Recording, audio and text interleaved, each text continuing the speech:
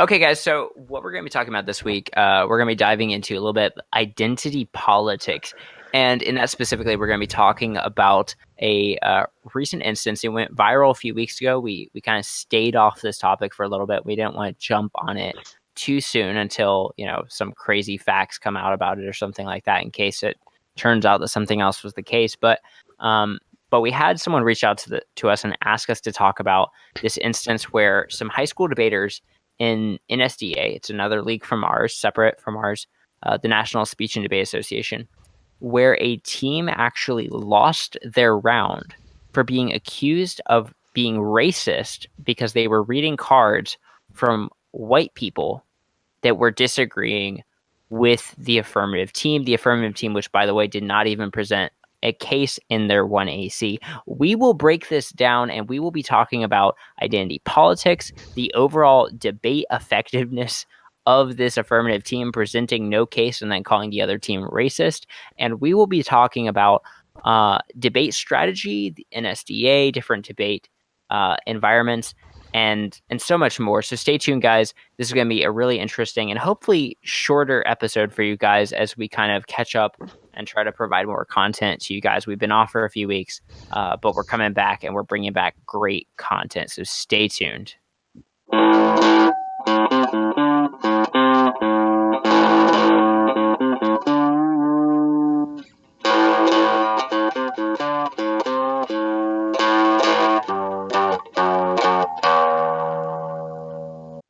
Okay. Okay. So to open up on this, the resolution for that tournament was resolved the United States federal government should substantially reduce restrictions on legal immigration. The affirmative did not bring up a plan of any sort in the 1AC, and according to the negative, it was the negative speaker who recorded this and put it on YouTube. You can see it yourself. It's Michael Moreno. It's titled "High School Debaters Lose Round for Reading Ben Shapiro and Jordan Peterson." Um, that sort of sums it up. But what the it was a debate about identity politics, and the Ben Shapiro and Jordan Peterson quotes really added fuel to the fire for the affirmative, which argued from a stance of collectivist class guilt, sort of, um, instead of actually proposing a plan or attacking legislation. Um, anything you guys want to add to that? I mean, I would just say that unless something is wildly different within an NSDA, policy debate by its very nature, you have two teams, an affirmative and a negative team. And an affirmative team, by their very nature, has to affirm the resolution with some sort of policy proposal. And even regardless of what we're about to break down, the politics of this round, which gets pretty messy, as you'll see in just a minute. Aside from that, even if you 100% disagree with us on this, I hope that everyone will agree with us on simply the fact that an affirmative team needs to present an affirmative plan. And if they don't do that, they should lose the round for that alone. Stephen, do you have anything you want to add to that? I agree. I think that if we have any takeaways from this entire podcast, that could be one of the key ones. That ultimately the affirmative team either didn't really know what debate was, or maybe NSDA is ridiculously different than every other debate league ever. But what they did, I would almost say, as affirmative team was quite unacceptable from the start for a debate round. And frankly, abusive of the negative team, I would add. That's true. I agree. Yeah. What does it even say what they actually read in their first speech? Begins, I think, at 1NC. Yeah, it begins at 1NC because he just finished listening to this weird 1AC, and then he decided to record himself because I'm guessing he thought he knew where this might go. So, So they could have technically had a case. We don't know. yeah, maybe. That They would have had to allegedly did been. not have a case, as far as we know. Okay. Yeah, I if the guy here on YouTube is lying, I don't think he is. You can look at the video yourself. Try to figure that out. Uh, the rest of the debate and kind of a little bit of overtime and some debating with the judge, which is taboo, but kind of needed in this case because it was a little bit odd of a judgment he made. Um, None of it included any sort of tenet of a case or a plan, or any mandate. So you can infer that what he was saying was true. Again, look at the entire thing yourself. We won't be able to go over it all today. So he read these quotes, and they were from Sam Harris and Ben Shapiro, Jordan Peterson. Some good quotes. It was basically about class guilt, class when you have class guilt associated to a group. What Can I what interject here for 1 second, Elijah? Yeah. Uh-huh. Okay, so just for context, by the way, this is us kind of taking a step back and reviewing this after going through this. But for those of whom have not heard about this already, what we're talking about here is where basically the affirmative team not only didn't really present any sort of case. Supposedly, what they did was they presented this slam poem that was talking about uh, some something with this issue. I want to say it was something dealing with immigrants and rights or something like that, but I don't want to go off of this incorrectly. But basically, the negative was coming up here and responding to this by saying that, arguing that we as white debaters, and in this case, the negative team, not literally us speaking, although, I mean, I am white, they were arguing that the affirmative team could not make the argument that the negative team's opinions or arguments did not matter because of their skin color, which is kind of what the round devolved into. That being said, by all means, continue, Elijah. Yeah, thanks for interjecting there. That was probably an important note. So the negative replies in the 1NC and talks about class guilt, which can lead to class warfare, which has bad problems, and he cites examples such as Soviet Russia, which is went really downhill when you see collectivist thinking arise. And then he used Germany, which I have not heard of before, but the idea that a privileged class, in the minds of most Germans, the Jews, were at fault for everything because they were stealing all the wealth, and that brings up a class warfare. Those were the examples he brought up. That's the impact of this thinking, because he doesn't have any sort of mandate to argue. He has to argue what the ideas are. Right. That's good. And what we'll do is in here we're just gonna go ahead and insert. We're gonna add in after we finish our commentary a little bit of what that sounds like. Additionally, Judge, the anti-Semitism and eventual genocide that occurred in Nazi Germany was caused by identity politics and class-based guilt, the concept of Jew privilege. We've seen where this leads on the left and the right, and we must not go there. Therefore, the alternative is to abandon identity politics and regard people as individuals, to choose the heroic path and take responsibility for the burden of being. So I just want to clarify, I'm not saying anything racist, I'm just simply saying we need to be individuals.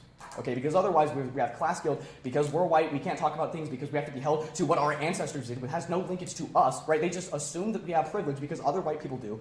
Now go on to Freeman. Moving on, though, looking at sort of what this round devolved into, because it really turned into less of a debate and more of a screaming match. It's very interesting. I don't know if there's a different format to the setup of this. I don't know if this was cross-examination or if it really just turned into a screaming match.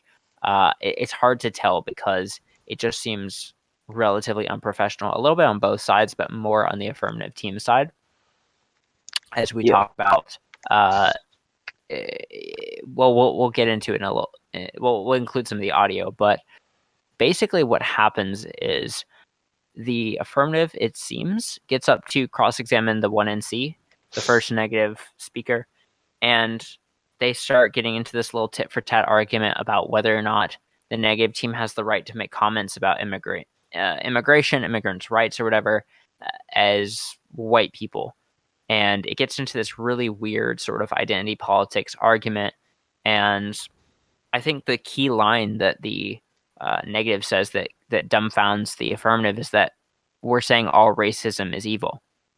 That he says that line, and then it's sort of dumbfounded because it's as if they've never pondered the idea that you could believe racism is wrong, and you could also disagree with whatever their position was on that issue. It's a very weird sort of moment in debate, and frankly, kind of sad. I think that the teams either are just so stuck in their ways that they're not able to see the arguments being made in the round, or they're just frankly that ignorant as they're walking into the debate round of what the opinions and ideas are on this. Stephen, I'm really curious to hear what your thoughts are on this, because I think this was just a really messy round, and we'll play some of that audio, but I want to hear your thoughts on it. Yeah, for sure. Ultimately, looking at this round from a little bit more of a debater viewpoint, I would say that this round is what most good debaters have nightmares of. Just honestly looking at it. They honestly had no debating inside of this, from my understanding and from what I've learned thus far in this podcast. The affirmative team went up there and kind of tried to have a higher moral ground / emotional appeal to the judge, which ended up working out, so kudos to them. But the negative team came back, and it actually had a little bit more of a debater's response. They had multiple quotes from Jordan Peterson and Ben Shapiro and a couple of other people, and they tried to show through mainly critiques how the affirmative's viewpoint / poem that they read as their case was almost unacceptable / not correct. And then the affirmative team just came back with a more emotional appeal. Yeah. I would say that this is a very extraordinarily poor debate round. I hope this never happens to us. It's just very frustrating to watch. This could have been a very good. I wish I could debate this resolution. This would be a fun resolution to debate instead of just having a screaming match over. Yeah. Something that we'll play the clip here. We're saying that all racism is bad. Oh. Like, you said that we couldn't talk about something because we're white. It's not that we feel guilty. It's that you're trying to make us guilty. Something that is very interesting is that the affirmative said to, and this is kind of evolving into like, you're white, you can't talk about this, you can't have this mindset because you have this physical privilege that's barring you from it, and also all the people from your quotes, specifically Ben Shapiro, are racist and homophobic or bigoted or whatever ones you want to add to. But most notably, they're racist. Therefore, we disvalidate them. We disvalidate you even more. And one thing they said to the negative was that why can't you just accept responsibility and take your white guilt and like understand that you're white and privileged and therefore your logic doesn't matter. And we'll play that right there. What's wrong with making you feel guilty? Well, okay, What's so wrong with taking responsibility for what you did So, instead of actually there's two reasons. making a change? Okay, there's two reasons. One, that's not what I did. I'm not my ancestors. I don't have relation to that. I didn't do that. You're holding me guilty for something I didn't do. And two, it leads to genocide. I'm white. Yes, I am white. That doesn't mean that I'm responsible for everything that every white person ever did. Yeah, and that's just kind of shocking to me. Right.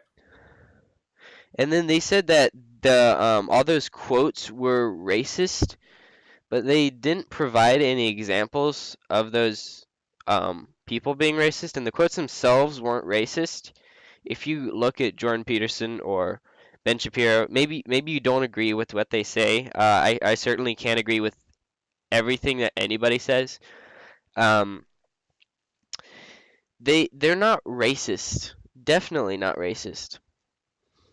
And it's kind of just like it's very much a yelling match. It's very much a shame.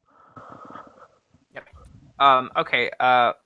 Closing on this, because we don't want to beat a dead horse here, but when we get to the end, I think it's the most audacious thing coming from not the debaters, but the judge in the room, where he actually tries to intervene, basically starts arguing with the students and taking one side and basically yelling at one team and telling them how racist they are.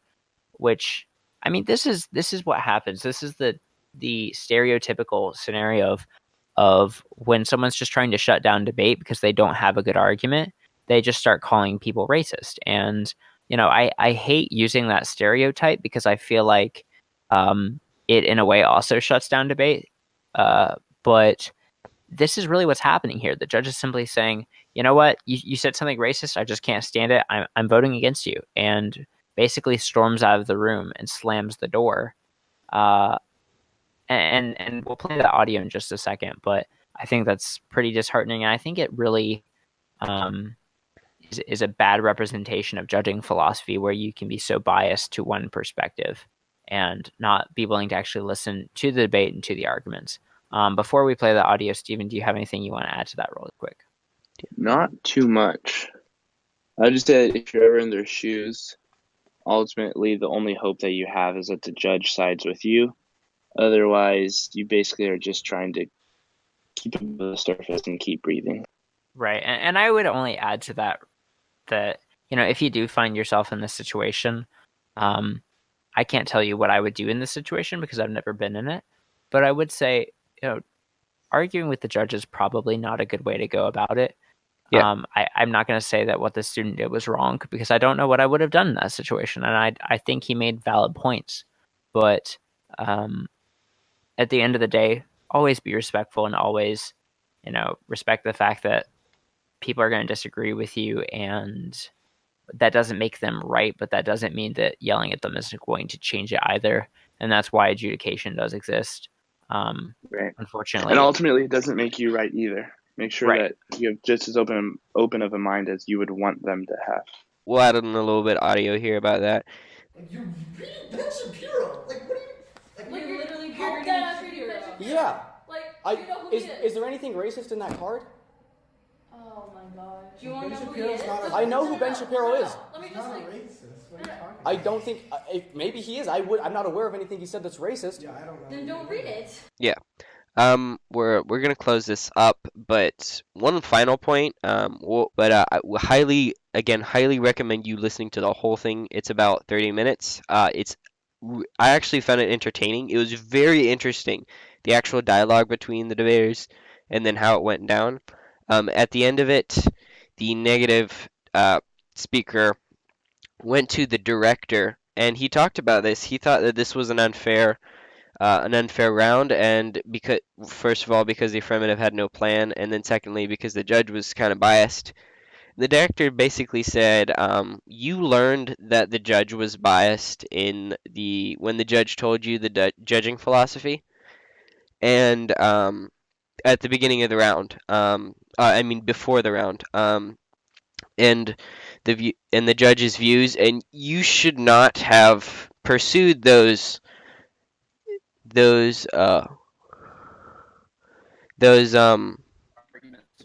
arguments because they wouldn't have worked. You should have known they don't work. He said, but the director did point out that he did not agree with what the judge did, or he's not saying that it was right. He just knew.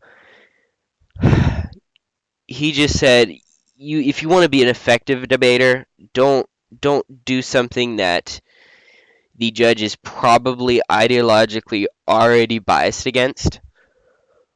That was the director's view anyway. Right.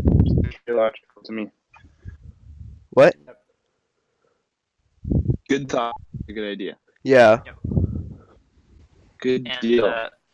if you agree or disagree, feel free to leave a comment below. We'll be reading those and considering those. But here's a little bit of that audio. He's not in the round, Like I said, I think you were totally right that he overstepped a little bit by stopping the debate and deciding. But I also think it's incredibly obvious that regardless of how many ways you tried to couch this argument in front of that judge, the bar for the other team to respond to it was going to be so low that the argumentative content that you chose, the strategy that you chose for that judge and for his stated philosophy was a poor choice on your part that was going to lose you that debate either way. Okay, and all in all, guys, this has been an interesting discussion, and I don't want to beat a dead horse here. I know Elijah and Steven don't want to either, but so we're gonna just leave this here for you guys. You can think of it what you will. Thanks for listening in this week, guys. We're sorry about not having a lot of content as of lately, but we are trying to get back on that and put out weekly content again. So bear with us, and we hope you all have a fantastic week.